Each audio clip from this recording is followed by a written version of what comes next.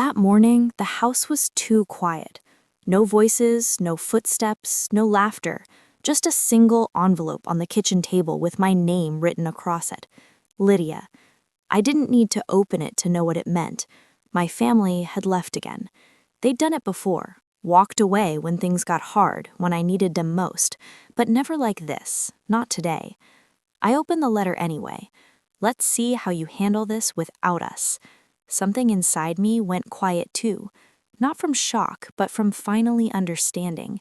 I had spent a lifetime being the one who forgave, who waited, who tried to earn love that was never coming back. That morning, Lydia Carlisle stopped waiting, and somewhere far away, the people who left me behind had no idea their silence had just rewritten everything. I had imagined this morning differently, filled with laughter, the smell of coffee, and the familiar noise of people moving through the house. But when I opened my eyes, there was only silence. Not the soft kind, but the kind that feels heavy, like something has already gone wrong. The old clock ticked in the corner. No footsteps upstairs, no voices, just the sound of my own breathing. I called out once, then again. Nothing. Downstairs, the kitchen looked untouched, chairs aligned, counter spotless, sunlight cutting across the table, and right there in the middle lay a white envelope with my name written in Margot's careful handwriting. Let's see how you handle this without us. No greeting, no apology, just a single cruel line. The front door creaked when I opened it. The driveway was empty. My father's car was gone, along with every suitcase that had been lined up the night before. On the small table near the window, a boarding pass gleamed under the light. Air France, Flight 221, departure 7:10 a.m., Paris. They had left. On the morning they were supposed to stand beside me. I stood still, pulse pounding, then exhaled slowly. Years of training had taught me what to do when everything fell apart. I folded the letter, tucked it into my pocket, and looked out across the lake. Fine, Margot, you wanted to see how I'd handle it? Watch. My phone buzzed.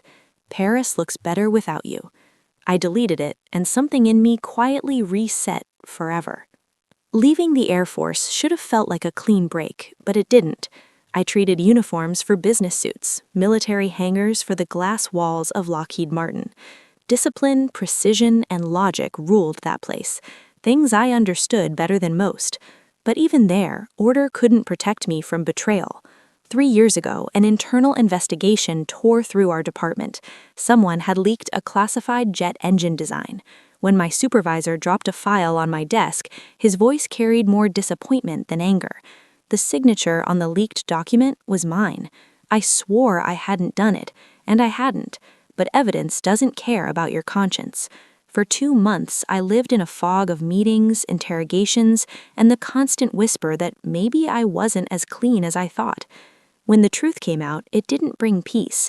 Margot had used a scanned copy of my signature to submit the design to an international engineering contest. She said nothing while I was dragged through hell, and when it was finally over, my mother's only words were, "Margot's young, Lydia. She didn't mean harm." I was suspended for 3 months, the promotion I'd worked for gone. Margot, meanwhile, was praised for her ambition. I stopped expecting fairness after that. During that forced silence, I met Theo. He asked me a question no one else ever had. If you weren't always proving yourself, what would you build? That question changed everything. I left aviation for renewable energy. I left defense for creation. And somewhere along the way, I started leaving my family behind too. A year later, Lockheed offered me my old job back. The letter was signed by the same man who'd once believed Margot over me. I wrote one line in return. I no longer build for people who break what I fix. The morning of my wedding, while the final flowers were being arranged and the staff moved like clockwork, my phone buzzed. It was Corinne, my oldest friend. "Your sister's posting pictures from Paris. Champagne, Eiffel Tower. She tagged your parents." I opened the app. There they were, my family, grinning in designer coats beneath a caption that read, "Some weddings are better watched from afar." The knot in my chest wasn't heartbreak anymore. It was clarity. They hadn't just forgotten me, they wanted to humiliate me. Theo knocked once before walking in. I was sitting by the mirror, phone still glowing in my hand. He studied my reflection. Something wrong? I smiled. Steady. Nothing we can't handle. Another message came through, this time directly from Margot. Don't embarrass yourself, Al. You were never meant for these people. I turned the screen dark and looked at Theo, the same man she'd once called a basic engineer with no ambition. She had no idea who she was talking about. Within hours, his name would appear on live television as the CEO of Beckett Renewables. He'd never told me, not to test me, but to protect me. If people love you for your title, he once said, they'll leave the moment you lose it. I'd laughed then, telling him, good thing we both build things that last. That morning, I tightened the waist of my wedding dress and stood tall. My hands didn't shake. I wasn't thinking about revenge, just balance. Margot had started something long ago, and she thought she'd finished it. She couldn't have been more wrong. By 8 that morning, the mist still clung to the lake, a thin veil over the calm surface. The garden by Winthrop had been transformed overnight, rows of lavender lining each aisle, their scent steadying my breath as I stood waiting behind the trellis. The music had already begun, soft and slow, floating through the air like a promise I wasn't sure anyone would keep. Guests began to arrive, their voices low and uncertain. I caught fragments of whispers cutting through the melody. Her family didn't even bother. No parents, not even a bridesmaid from her side. Each word was a chill against my spine. But I straightened, lifting my shoulders, refusing to flinch. I had been trained to hold ground in worse moments than this. Then Anya Beckett appeared at my side. Her gray-blue shawl moved with the wind, silver hair pinned neatly at her neck. She reached for my hand, warm and sure. Then we'll stand as your family today. 6 words, quiet but solid as stone. I met her eyes and saw in them the same kind of loss that had shaped me, the pain of someone who'd once stood alone. 2 years ago, she had buried a daughter in Afghanistan. Somehow, that shared silence between us said more than comfort ever could. I turned toward the aisle, fingers brushing the edge of my veil. Theo's voice was low behind me, close enough for me to feel his breath. There's one thing you should know. They're filming. I glanced back. He smiled gently, that calm, grounded kind of smile that never seemed shaken by anything. Our environmental partners asked to broadcast the wedding. It'll air on Vermont today. For a heartbeat, the world tilted. My pulse jumped, not from fear, but from the awareness of who might be watching from another continent. I nodded once, steadying myself, when the first notes of the wedding march began. I stepped forward, no arm to guide me, no family waiting at the end of the path, only Theo standing before the lake, framed by morning light, looking at me as though nothing else existed. A child somewhere in the audience whispered, "Where's her mom?" The words grazed my heart like a dull blade. I didn't slow.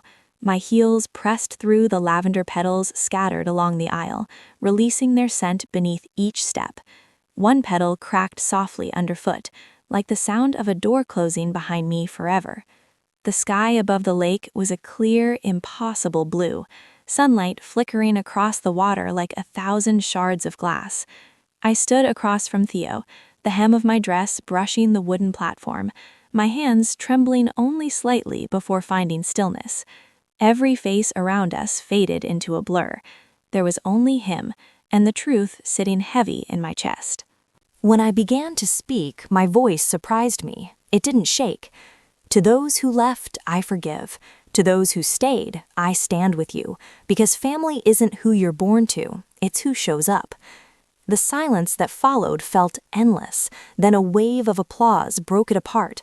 Anya's eyes glistened as she wiped her cheek, nodding at me like she understood every unspoken word behind those lines. I felt something crack open inside my ribs, pain unraveling into release. By evening, the world had already seen it. Vermont Today aired the ceremony live, and within hours the clip spread everywhere. They titled it "The Engineer Bride Who Redefined Family." Strangers I'd never met were quoting words I had only meant to say once. Meanwhile, in a hotel restaurant in Paris, Margot and my parents watched the same broadcast. I wasn't there to see it, but later I'd hear the story. The anchor's voice carried across the screen. Local engineer Lydia Carlisle married renewable energy tycoon Theo Beckett today in Vermont. Margot froze, the stem of her wineglass slipping from her fingers. My mother's face drained of color. My father muttered something I'd long stopped waiting to hear. Then came the sound of shattering glass, red wine spilling across Margot's white dress, spreading like blood. She shouted that I had planned it, that I had humiliated them. But the truth was, I hadn't planned anything. They had written this ending themselves. A waiter, an American student working abroad, recorded the scene on his phone and uploaded it with a caption. The family who left the bride for Paris found out she married a millionaire. The video went viral. Two worlds collided online. My calm vows against her outburst. Grace against bitterness. Later, as Theo and I swayed under the soft glow of the reception lights, my phone kept lighting up in my hand. Dozens of messages I didn't read. I knew one of them was hers. The screen flashed once before I locked it away. Congratulations, enjoy it while it lasts. Theo looked down at me. You okay? I smiled, slow and real. Better than I've ever been. That night, as the music drifted over the lake and laughter hummed through the air, I caught my reflection in the water, unfamiliar and free. Somewhere in a newsroom across the Atlantic, a journalist was already typing the headline for tomorrow. Sister rivalry turns global. Betrayal meets poetic justice. And there I was, quietly watching the ripples fade, whispering under my breath, "You wanted me to fall, Margot, but you forgot I was trained to land." By the next morning, the video had taken on a life of its own. It was everywhere, on TV, tech blogs, even lifestyle magazines. "The engineer bride who redefined family" was the headline people couldn't stop sharing. I didn't post, didn't respond, didn't explain. The internet didn't need my version. It had already decided who I was. Comments filled every thread. Who leaves their daughter on her wedding day? That family must be ashamed. Maybe they didn't see it. But in a hotel off Avenue Saint-Honoré, I knew they did. Margot's voice echoed through the suite as her phone hit the table. "She did this to humiliate us." My father sat frozen, eyes locked on the TV where my wedding replayed beneath the banner. CEO Theo Beckett marries former Air Force engineer Lydia Carlisle. My mother whispered, "Theo Beckett? Isn't that the name on the company we're trying to sign with?" Silence, then realization. The man they dismissed had just cost them their biggest contract. Margot grabbed her phone. "I'll fix this. She won't ignore me this time." Her message came minutes later. "Lydia, we made a mistake. Please call me." I read it while driving with Theo to our dinner. I turned the screen down. He smiled. "You don't have to reply." "That is the reply," I said. Within days, the story snowballed. European outlets ran Paris to shame. American papers called me the woman who stood alone. I stayed silent. The less I said, the more they listened. Margot canceled her trip, telling my parents, "I'll make things right." A journalist texted me, "Your sister's flying home. Comment?" "No comment," I said. No reunion. The next morning's headline made me laugh. The sister who refused reconciliation. Silence had finally learned how to speak. That night, my phone wouldn't stop ringing. Every buzz felt like a knock on a door I'd already closed.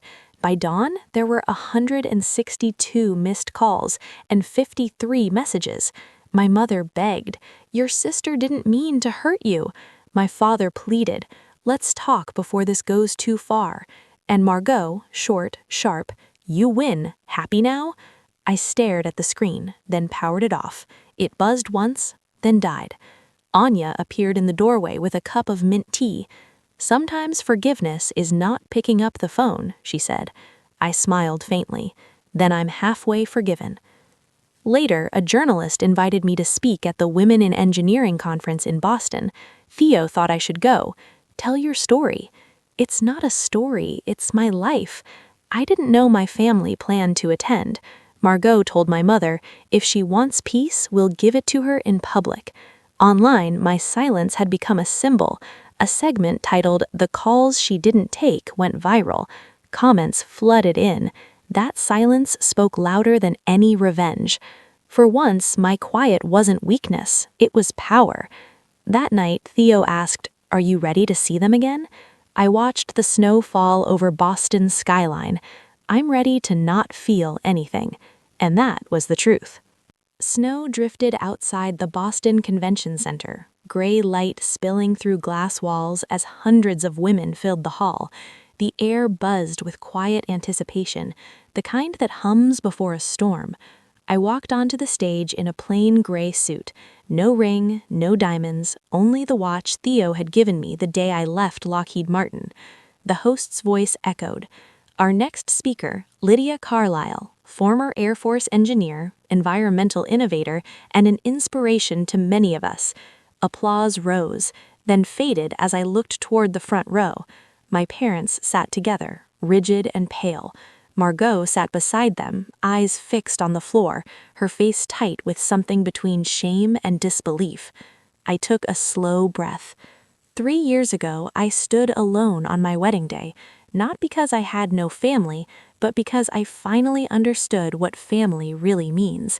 The room went still.